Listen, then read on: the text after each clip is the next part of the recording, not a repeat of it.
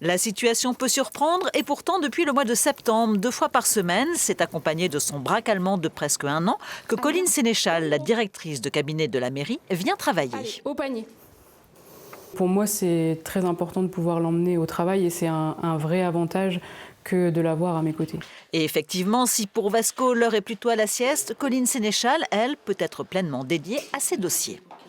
Permettre aux agents de venir travailler avec leur animal de compagnie, le dispositif a été adopté à titre expérimental lors d'une très sérieuse délibération en conseil municipal. Donc ils ont fait des journées d'accueil, les chiens, pour voir si ils arrivaient à s'adapter. Et puis pour les personnes qui ne peuvent pas avoir de chien chez eux, c'est sympa d'avoir celui des collègues. Si une signalétique a été mise en place pour prévenir la présence de l'animal dans les bureaux, un questionnaire a également été soumis aux collègues pour connaître leur appréhension ou non vis-à-vis des chiens.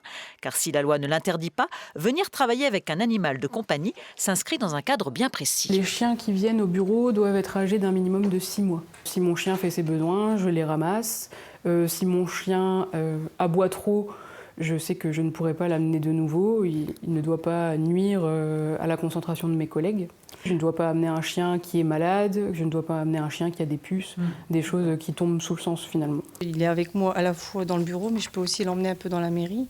Les collègues, c'est devenu une petite mascotte, je pense, parce qu'ils sont contents de le voir tous les jours. Ça crée du lien, que ce soit avec des collègues ou aussi avec la population.